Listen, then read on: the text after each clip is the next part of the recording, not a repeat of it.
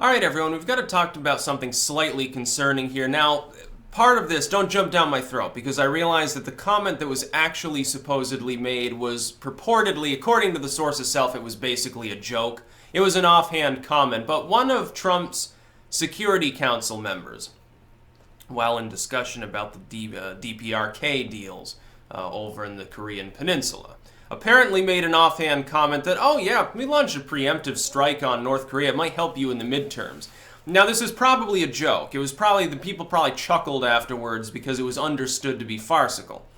Nonetheless, though, it makes me slightly uncomfortable. Like, it's one thing when you know, John Kelly comes out and calls someone an asshole or says they should go to hell for, disrespecting, 500,000 people in the U.S. military. That's one thing. It's maybe a brash comment to make, but it's funny and there's nothing particularly wrong with it. When, though, you are even jokingly referring to a potential nuclear scenario as good for an election, it makes me uncomfortable. Now, I know this isn't Trump himself. Some people say, well, this is evidence Trump can't control his staff. This is evidence Trump wants a war. This is evidence he plans to strike North Korea. Now, probably not. If we do launch a preemptive strike, and it goes off well, it could be very, very helpful. It could basically solve the North Korea problem in a single day without an actual war. The problem is, conducting such a preemptive strike probably leads to a war. At the very least, it will lead the DPRK to say, okay, you struck us randomly, we have the right to randomly, knock off one of your aircraft carriers. Even if they don't succeed, it could probably lead to a shooting war. That wouldn't be a very good thing to do, I think. That war is inevitable in North Korea, unless the regime collapses internally and some faction takes hold in there that wants, togetherness and peace with the rest of the world, which is so unlikely. The likelihood of that slips more and more every day. It does not appear that Kim Jong-un is unpopular enough to get, knocked off. And if he did, it'd be some war general that would just align them with China anyway. They're not going to give up their nuclear weapons. They might align with the world at large, but they're going to tell the Chinese, okay, we're going to come more under your scope, but we're keeping our deterrent. We need to keep our deterrent because, reasons. By the way, we still want to reunify Korea. Actually, it might be, for Western policy, it would be worse if that happened. Because aligned with China once more, then that become more resistant to any sort of sanctions and embargoes, China will veto them or shelter them from the fallout and say basically ignore the West and ship material to them whether or not we say it's okay. It would be an ignoring of the international will. Now, I'm not an internationalist, of course, I'm more isolationist. I don't particularly want to perturb anybody, but North Korea does that to us on a regular basis. It's why I've explained to people you can be anti-war, very, very anti-war, and still support the concept of doing something in a military fashion about North Korea. But it needs to be measured, it needs to be wise, well thought out, and it can't be spur of the moment. Like when Bush or Obama says, well, you don't cross the red line and test another weapon. They're going to test the next weapon. It's not going to, and sanctioning them after the fact doesn't do anything because they've made their point and they know that if they take half a step back at some point in the future, they can get these sanctions eased off anyway. Because past presidents have been morons, they've been pushovers. Obama with North Korea was a pushover, he did nothing. Bush was a pushover, he did nothing. Clinton was the biggest pushover. Clinton, who supposedly had intelligence and foreign policy chops even compared to a W. Much less like Trump, people are like, oh, we wish we had Clinton back. No, not on North Korea you don't. He gave them the nuclear material necessary for them to start their weapons program.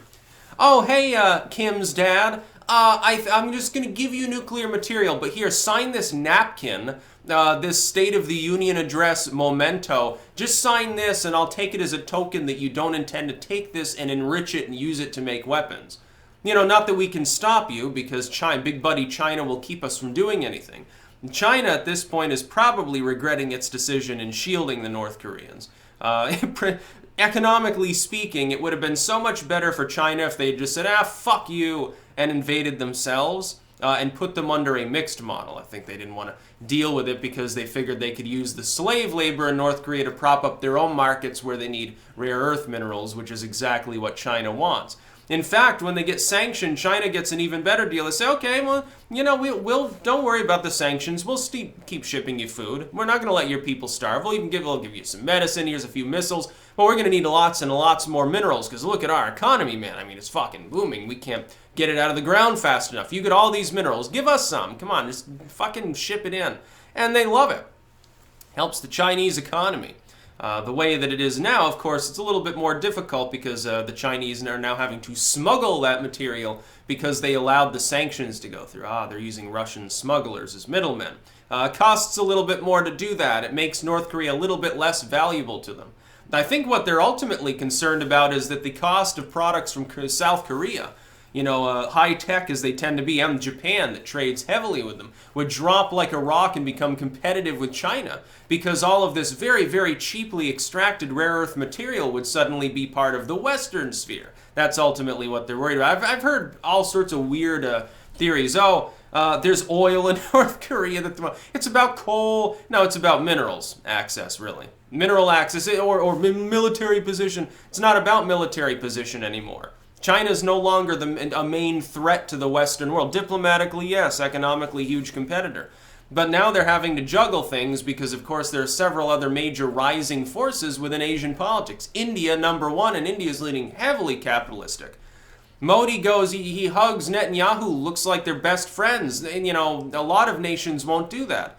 Talks to Trump, he's like, oh, my best buddy Donald Trump. Trump, meanwhile, he's the great peacemaker in Asian politics. He goes to China, they roll everything out.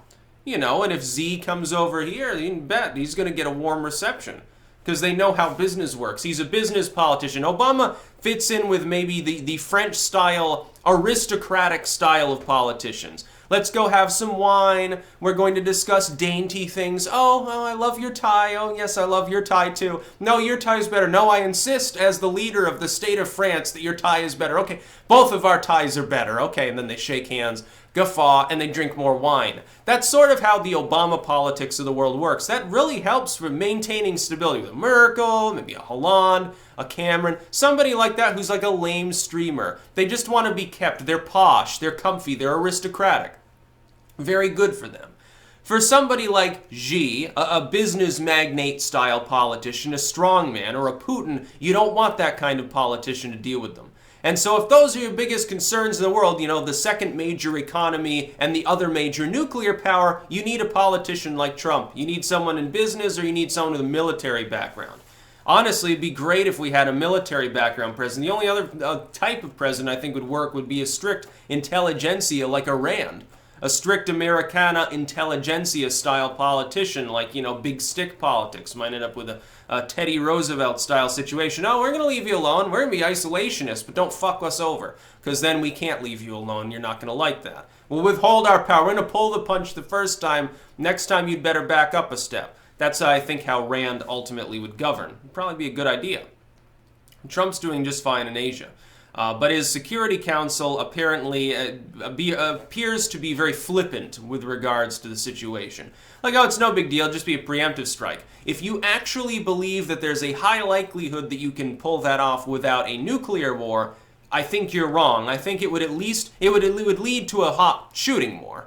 That, in turn, probably leads to a nuclear war. Because, how are you going to step back from that situation? Are you going to trade fire with North Korea, blow up a few artillery stands, some cities? They're somehow magically, they're not going to cripple all of Seoul in the process, by the way. They're not going to attack South Korea. They're just going to attack our DMZ-based forces. So they strictly military reprisal, then they just get bored and stop. Do you actually believe that that's likely? I'm giving 10 to 1 odds that it's not. I'd give 10 to 1 odds that it would lead to the destruction of North Korea and a nuclear conflict. And most of that other 1 in 10 would be North Korea ends up in a war with us anyway and just gets their ass handed to them so quickly that it's one-sided and it's just a massacre of communists. Either way, I don't want to see even them massacred. There's a lot of the people there, they're begrudging participants in their government, it ends up being. They know that it's desperately impoverished. There's a black market movement of DVDs carrying like Western soap operas and shit in North Korea. Trust me, they know that there's a difference between how Kim projects the rest of the world as operating and how it actually does. And you gotta remember, increasingly North Koreans are able to trade and travel between there and China. It's not, some peasant doesn't get to go to China, but some of the investment class, the business class, and people who do like shipping and stuff, they get to see China. They know that it's different. They get to see all the goods and the fact that there's like food everywhere. And think about it, China's not even, for the average Chinese person, it's not wealthy compared to like a Western Europe or United States. Imagine if they came, they see like an upper class suburb of Manhattan or something. It'd be insane. It'd be like, people live in this? This looks like a state palace. What, more than one family gets to live this way? Shit. Meanwhile, Kim and his military generals are the only ones that get that over there. Them and a very, very small number of people in the bureaucratic inner circle. A few hundred people get to live what we would consider wealthy lives. Maybe 1 million people get to live what we would consider standard lives, and the rest are basically slave peasants. Or they're in prison. They're in a rock quarry. They're in the salt mine or something. But his Security Council needs to take its job more seriously. And I'm wondering, which Security Council member was it that said this? I think we have a right to know. I think they should be fired by Trump as quickly as possible. Get somebody in there who knows what they're doing. It'd be funny if Mattis made such a joke. Oh, yeah, it'll be great for the midterm elections. Just let me press the button, Donald. I don't think so, though. He's more reserved. We don't need to worry, by the way. A nuclear conflict would erupt, but it wouldn't affect us, because we just take James Mattis, put him on a helicopter in the way of the missiles, and he'll eat them. So it won't be a problem. He'll get a little bit of indigestion, but, he'll wash it down with some Moxie, so it'll be all good. That's about all. Peace out.